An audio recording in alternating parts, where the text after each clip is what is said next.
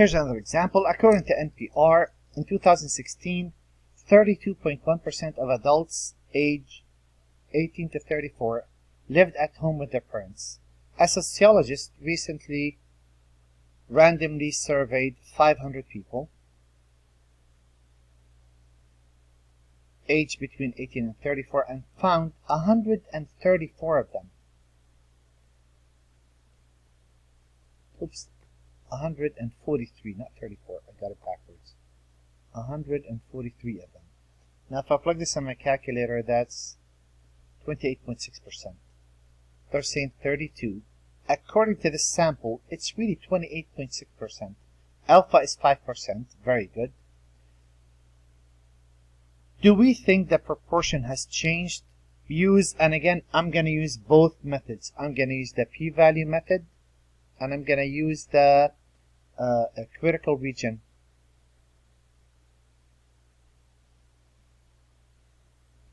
I'm going to use both methods on every example. I want to make sure that we really see this. Critical region is really the test statistics. So, now if you want the p-value, you have to find the test statistics either way. So from there, it's not much work. The alternative hypothesis says, oh, you know what? The proportion didn't change. The proportion is still 0.321.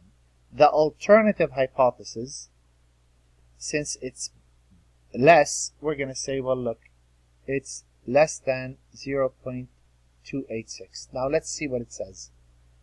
Oh, do we think that the proportion has changed? Changed. They're not asking if it's less than. Changed means above or below. It doesn't really matter. So this is a two-sided. And we're looking, the claim is right there. We're checking if it's changed or not. So if we reject the null hypothesis, we support the claim. If we fail to reject the null hypothesis, we do not support the claim based on this sample. The test statistics is not going to change. That's going to be z equaling p hat minus p naught over square root of p naught q naught over n. Well, p hat, we got it to be 0.286 minus 0.321 divided by the square root of 0.321 times 1 minus that is 679 divided by 500. I throw this in my calculator, and here's my test statistics. Whether I'm going to go for the p-value or the critical region, it's the same thing. It's the same work. So let me input this. Parentheses 0.286 minus 0.321 divided by square root, and I'm going to throw a parenthesis in there, 0.321 times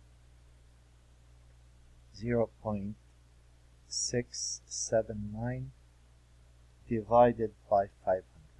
Close parentheses. Let me see how that looks. That looks fine. And it turns out to be a negative 1.67.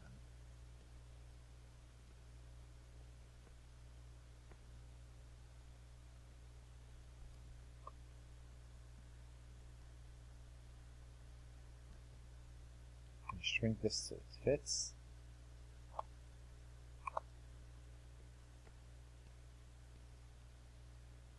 So I'm getting a negative 1.67. That's the test statistics. If I decided to use the p-value, the probability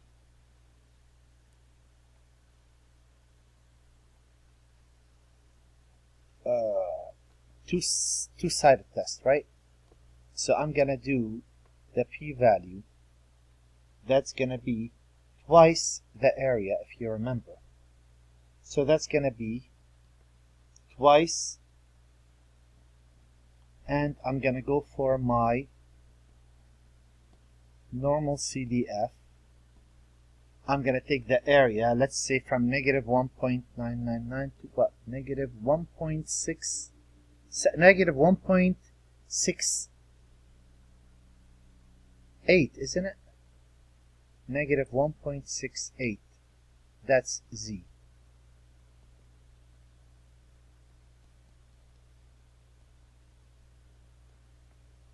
And again, I'm getting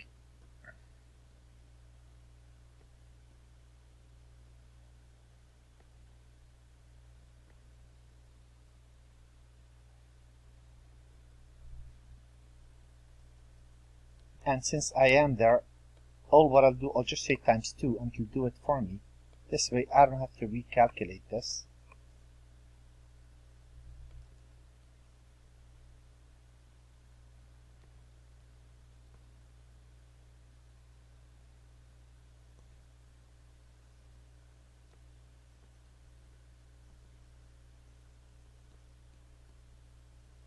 I'm getting 9.3%. Well, 9.3%, that's more than 5%. So, fail to reject the null hypothesis. This is how we do the p-value. How about if I wanted to know how if I wanted to use critical region? Critical region. I'll figure out from the 5%.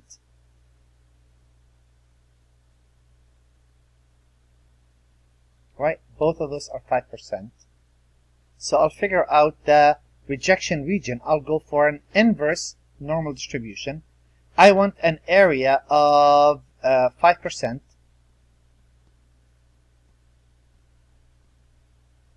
Oh, actually, okay. If I want to go for the center, I should make, so here. If this is 5%, isn't this 95%? So if I go for the center, 95%, or I could go the left 2.5%.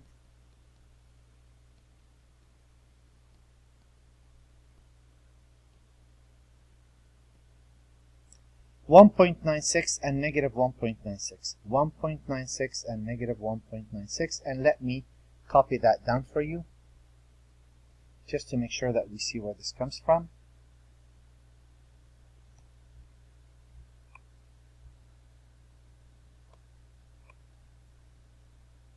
There. So, now that we have this, we say, okay, well,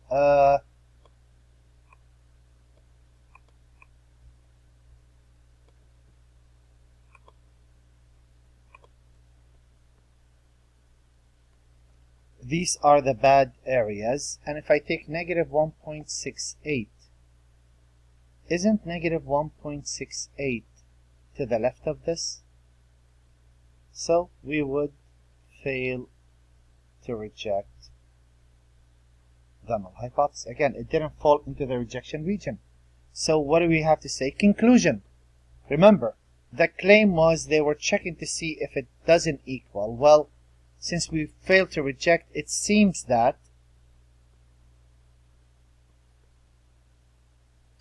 there isn't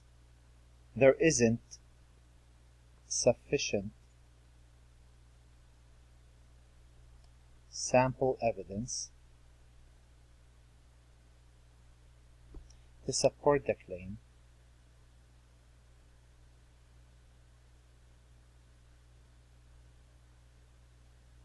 that the proportion has changed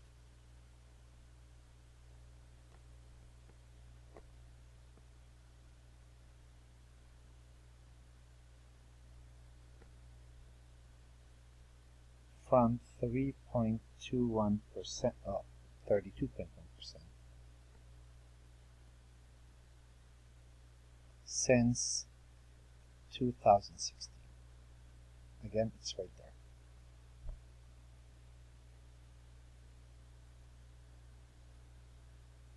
Alright, so this is telling you how we're not going to worry about that part. Last example we have in this section, in 2016, Gallup poll, 34% of people said that it was morally accepted to clone animals. In 2017, a survey found that 192 out of 600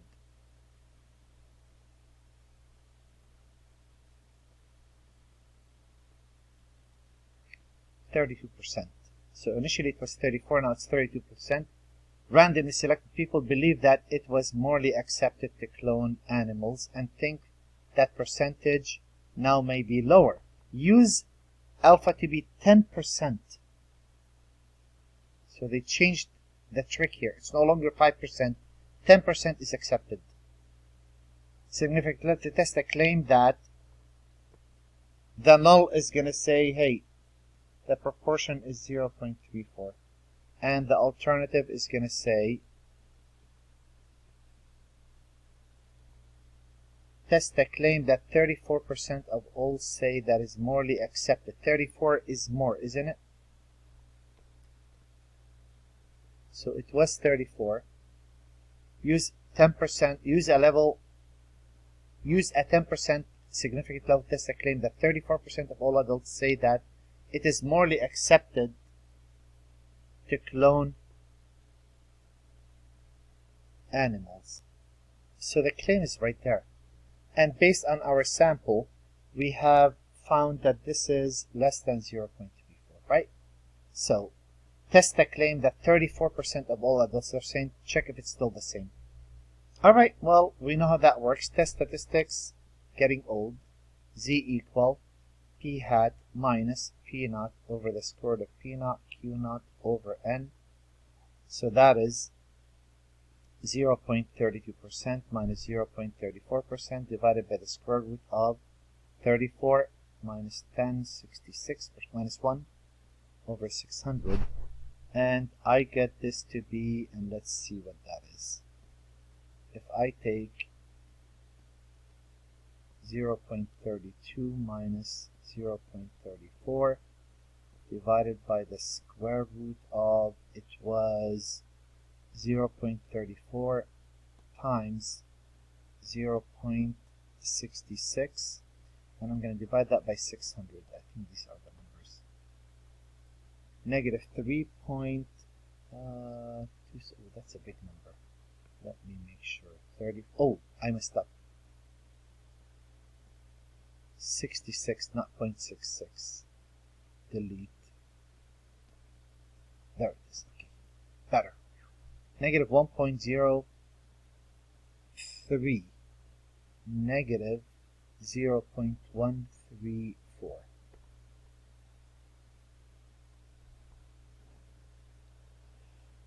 So whether I want the p-value or I want the test statistics, I have to do this work, no matter what. So I got this number to be z to equal negative 1.034. Now let's do, in this case, let's do the rejection region first. So the critical region method. I need to figure out the cutoff point, but they gave me 10%. So if this is 10%, then I'm going to go for, I'm going to go for my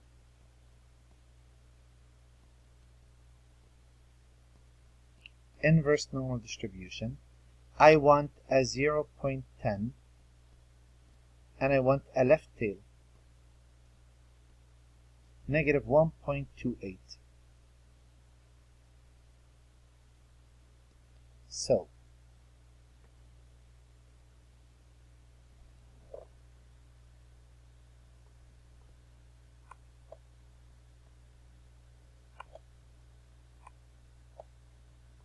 okay, what's going on? Let's see. Oh.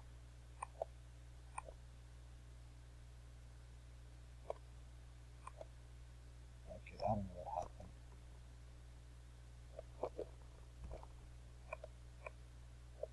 What's going on? I left technology.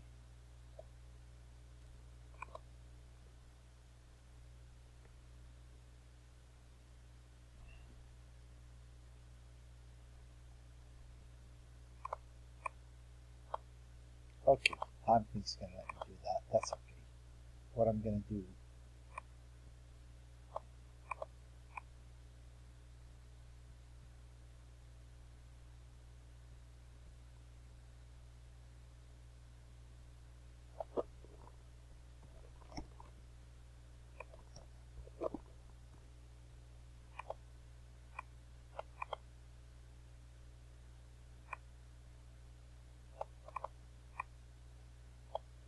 Wow, that's something. Okay, there. So, I'm getting this to be negative 1.28. And this is the rejection region. Well, guess what? I already have the answer. Negative 1.03. Isn't that short if that's 0? Isn't that to the left? It's not in that rejection region. Which means what? Fail to reject the null hypothesis.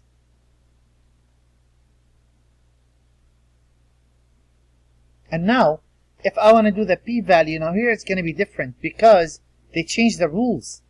The p-value here is a one-sided. That's a probability that z is less than negative 1.28. I'm sorry, not negative 1.28. Negative 1.034. And that's going to be distribution normal CDF to negative 1. What did we say? 1034.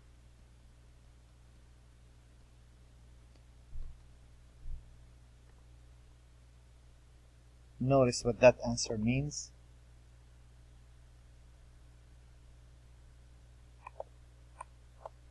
Oh boy. Okay. Let's do the same thing.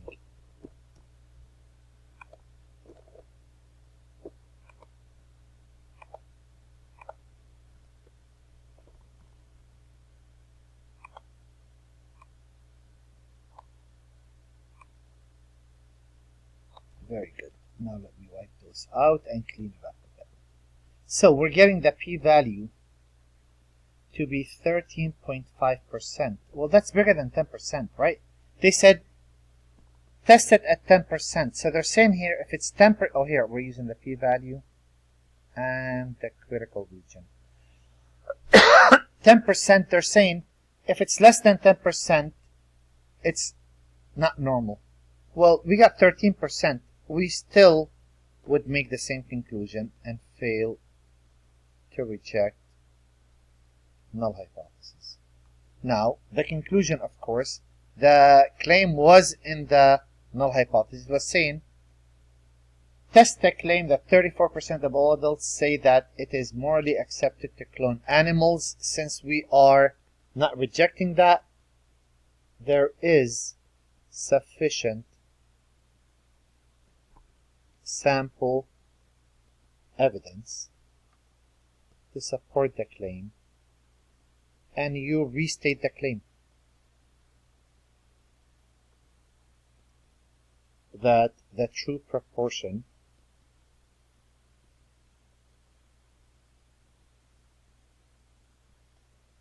of people who thinks it's morally accepted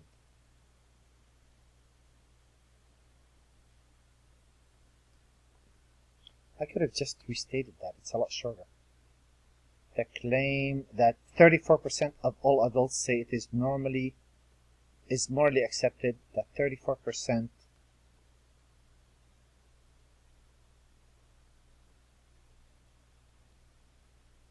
of all adults say it is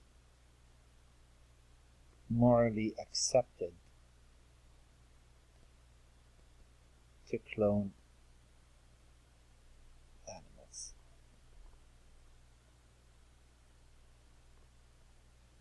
Okay, big question is,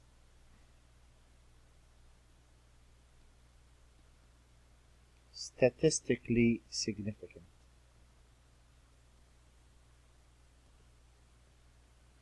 Right? So, statistically significant. Oh, look where that went.